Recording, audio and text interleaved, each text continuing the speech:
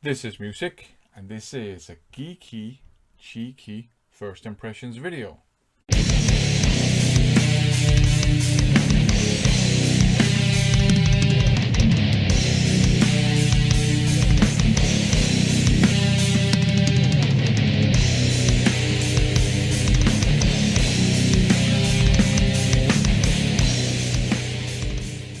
Welcome to another first impressions video. In these videos, I normally share with you my first impressions of the many blind buys I've picked up over the last couple of years.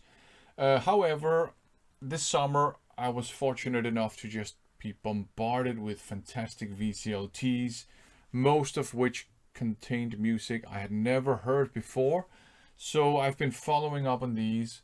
And in this video, I'm going to follow up on an amazing VCLT I got from none other than Garage Geek. Check out his channel. It's an awesome channel. His videos are entertaining, but they're also educating, and he bridges the gap between the vinyl community and the geek culture community, in particular the comic book collecting community. So do yourself a favor and check out his channel. So, in the spirit of Garage Geek, I'm gonna cheat my balls off in this video because I've heard most of these things before. Because a lot of these were releases that he challenged me to listen to and make videos about. It was about a year ago or something like that. And then, he actually sent me now physical copies of some of those, and that's awesome. But yeah, I'm cheating in this one. Most of them are not first impressions, but I figured it's in the spirit of Garage Geek. So up first, we have the Third Symphony by Hendrik Goreski, I think. Classical music, 3 major moves. It's very dark in places and melancholic, but also lush in places, but still melancholic. And this is a fantastic symphony. You have, I think her name is Dawn Upshaw, yeah, doing some vocals as well. She's a soprano. And normally I just have a hard time digesting that singing style, but she does a fantastic job. I mean, all sopranos do, obviously, but it's just me. I don't like. It's not in my taste, but I love what she does, and here it's perfect for the music. So this is fantastic. I really love this symphony. And I will say, and Garage Geek might want to kill me after this, vibe-wise, there's some overlaps between this and certain types of doom metal. So if you like doom metal, you might be interested in this one, because it's just as sad and melancholic as a lot of doom metal is, but it's fantastic. So let's turn to a genuine first impression, and I think a lot of people have a hard time believing this, but yeah, I had never heard this before. I heard some of the songs before, but I was never really into Kiss. Doesn't mean I don't like him, I just never explored their music before. But Garage Geek sent me this, Creatures of the Night, and I'm really glad he did because I actually quite liked this. I had heard I Love It Loud, and I think that's a great song, and I still is. But War Machine, for example, I hadn't heard that one, and I think that's a fantastic song too. Rock and Roll Hell is good fun. So this is basically, it's hard rock in my opinion, and it's good, it's solid. I'm certainly gonna check out some more Kiss after this. There are lots of other hard rock bands that I prefer, but I'm really glad that I got to listen to this one because, it got me interested in Kiss. I think I heard some of the later stuff, from God Gave Rock and Roll to You, that era, which I thought was a bit meh. But yeah, this is not bad. I quite enjoyed this, so that's great. Okay, back to a challenge. Trio by Dolly, Parton, Linda Ronstadt, and Emmylou Harris. And this was another thing he challenged me to listen to. So this is country western, but it's from before country western became watered down pop music, basically. So I really enjoyed listening to this again. The first time I listened to it as part of the challenge, it was on Spotify. It was a much nicer experience to listen to it on a physical medium, I have to say. My opinion is the same. These three ladies, you know, their voices, they just mesh perfectly together, and the harmonies are fantastic. The lyrics are very sad and soul-crushing for the most part. Some of them are quite cheesy as well. But these ladies are fantastic singers.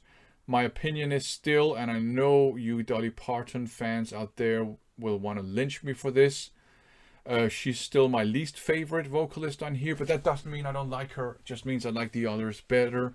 And my favorite vocalist on here is still Linda Ronstadt. But this is a great country western album. I don't normally like that genre, but this here is so folky. You can hear the folk music roots of country western music, and I really appreciate that. So great album, very melancholic, a little bit cheesy, fantastic harmonies by these vocalists, and in particular Linda Ronstadt. That's the highlight to me. And it was very nice to listen to this on a physical format, actually. Speaking of Linda Ronstadt, here was another challenge, Canciones de mi Padre, Mariachi music by Linda Ronstadt. And when I listened to this the first time, I didn't know anything about mariachi, so I didn't really know how to appreciate it. Now I have listened to some mariachi thanks to another challenge by Garage Geek, and I've learned a thing or two about mariachi. So this time around, I could appreciate it more. And I mean, mariachi is not my favorite style of music, but I think it's interesting. And I always think it's interesting to listen to the traditional genres of other cultures. So mariachi, Mexican culture, and her renditions of these mariachi songs, it's a bit towards the kind of bells and whistles end of mariachi music with, you know, it's big, you know what I mean? She's a fantastic singer, and she delivers all these songs with, you know, her fantastic voice.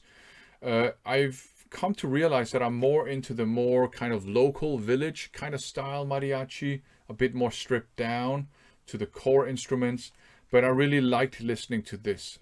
I will listen to this every now and then. The same thing with trio, because I actually quite like it. Okay, up next, I guess a quasi first impressions, Edward the Great by Iron Maiden.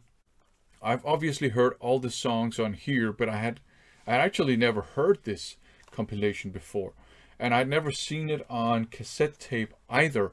And this is a Middle Eastern release, which, as far as I remember, Garage Geek bought this way back when he lived and worked in the Middle East. So I really appreciate him sending me this as kind of like a personal story or history to this.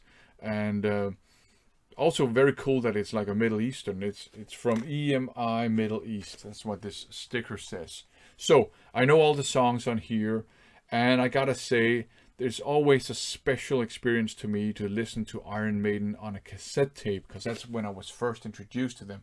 That was on a cassette tape, and I had a lot of their albums on dub tapes and stuff. So it's always a very, very special emotional experience to me to listen to them on cassette tape. So it has the hits on. It even has a couple of Blaze Bayley songs, which I appreciate. Strangely, there are no Paul Di'Anno songs. I think that's strange, but I mean, you have, just to mention some of them, you got Run to the Hills, A Number of the Beast, Can I Play with the Madness, Wasted Years. There's only one song from Somewhere in Time, and that's Wasted Years. But I figured, hey, if you have to pick one song from that album, that's probably the one to go to. It's my favorite album of all time. Can I Play with Madness? I actually really like that song. A lot of people go on about how they're tired of it. I love it. I never get tired of it. And I actually love the weird breakdown in the middle, which I think the band, they dislike that themselves. You got actually a lot of songs from Seventh Son of a Seventh Son. There's Holy Smoke, there's Bring Your Daughter to the Slaughter. A lot of people don't like those songs. I do like them. I prefer the deep cuts from No Prayer for the Dying. But of course, this is greatest hits, and the deep cuts are not hits, you know what I mean? You have Man on the Edge, and you got Future Real. I love those two songs. And there's The Wicker Man, and then there's a really cool live version of Fear of the Dark. And Fear of the Dark, it's not my favorite Maiden song. I do like it, but I fully understand why they always have a live version of it on their compilations, because it's a fantastic song, you know, a fantastic live song. You got so many parts that the, you know, the audience, they can sing along to it. The chorus is one of them, but even just the guitar melody, and it's a simple song, and it's straightforward, has lots of energy. So the studio version, I enjoy listening to it, but you know, experiencing it live, that's really something. So there you go. I really enjoyed listening to this, and I'm really grateful that Garage Geek sent me this. Also because it has that kind of personal history. That makes it even more special. Okay, up next, another genuine first impression here. It's called the MGM album by Michael Feinstein. And this is Michael Feinstein, who's a crooner. I think it's fair enough to categorize him like that. Offering his versions of classics from classic movies, and I think some musicals as well. So, you know, songs from classic movies and musicals. And I have to admit, most of these I didn't know. I expected to be able to recognize a lot of these because they are from classic movies, but I actually didn't know most of these songs. I did obviously recognize Singing in the Rain, and I recognized If I Only Had a Brain. And only now do I realize that those two rhyme. So Singing in the Rain, you know, it's a classic. If I Only Had a Brain, that's from The Wizard of Oz. Most of the other songs I didn't recognize. That's Entertainment. I did recognize that one. One thing that's really cool is it starts out with the MGM fanfare, even the Lion's Roar. And this is obviously something I would never pick up on my own. But you know what? I actually quite enjoyed listening to this. This is, I hope I'm not offending anyone by saying this, but this is actually nice background music. You know, to have this playing, you know, it's very chill, it's crooning, and especially if you recognize all of these songs or you're a fan of the movies, it might connect with you even more. I just enjoyed it, to be perfectly honest. And that's one of the cool things about VCLTs and the vinyl community, that we help each other out. We help each other either explore new music, or we help each other obtain grails and stuff that, you know, maybe it's difficult to obtain here in Denmark, and then someone from the States will be kind and send me stuff, or, you know, vice versa. So that's why I think at least our corner of the vinyl community is not toxic, it's very healthy. So this is stuff I would never have picked up on my own. But thanks to Garage Geek, I have some stuff that's a bit different from the majority of my collection, but I actually enjoyed listening to it. So there you go. And up last, Echoes by Pink Floyd. So this is the best of Pink Floyd. And Garage Geek was very nice to send me this, because I didn't have this type of double cassette tape in my collection, and this is, and it's not a clamshell, but it's in that same style, and I didn't have anything with this format, so he was very nice to send me this. And I also speculate that perhaps a part of it is to educate me a bit on Pink Floyd, because I don't remember if it was in a video or if it was in a comment somewhere, but I made the statement that Pink Floyd didn't really ever do it for me, and that most of the songs I had heard by them were kind of boring, and that enraged a lot of people. Some people went, "You just you just listen to the wrong songs, man. But Garage Geek sent me this, and it allowed me to just listen to, you know, their greatest hits, and that way kind of educate me a bit more on Pink Floyd, kind of more broadly. And I have to say that that did the trick. I think I was just unfortunate, and maybe I listened to some of the albums that either were not their best, or maybe just didn't click with my taste in music. When I started exploring Pink Floyd back in the day, I was on a huge progressive rock kick, but I was more into the more kind of, you know, odd time signatures and more technical stuff, Genesis and all that stuff. They're a bit more technical, right? So maybe that's why it didn't click with me back then. Listening to it now, I actually really enjoyed all the songs on here. Some of it is very atmospheric, some of it is quirky and weird, some of it is more like classic rock, and there were some songs on here that I knew. Money, I knew that song, and that's a song I actually always liked. I think my dad would play it a lot, so I probably grew up listening to it.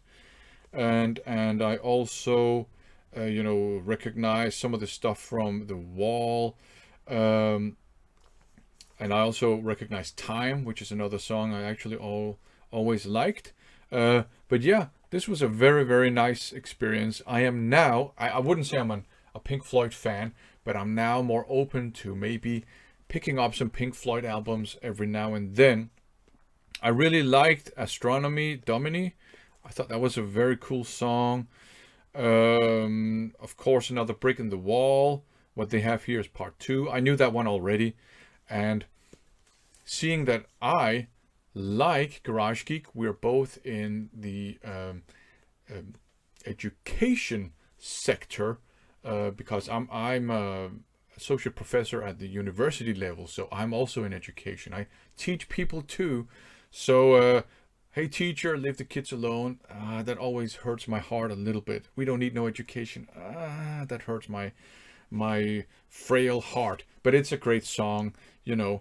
I also really liked Shine On You Crazy Diamond, and I, believe it or not, I had never heard that one before. I really liked that one.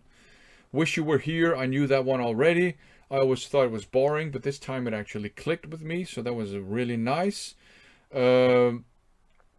Bike was weird but fun, so it's really nice. Whoops, there you go.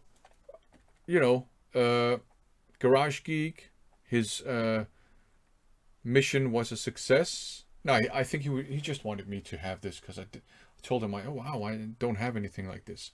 That's how nice he is. But if his hidden agenda was to educate me on Pink Floyd, that succeeded too.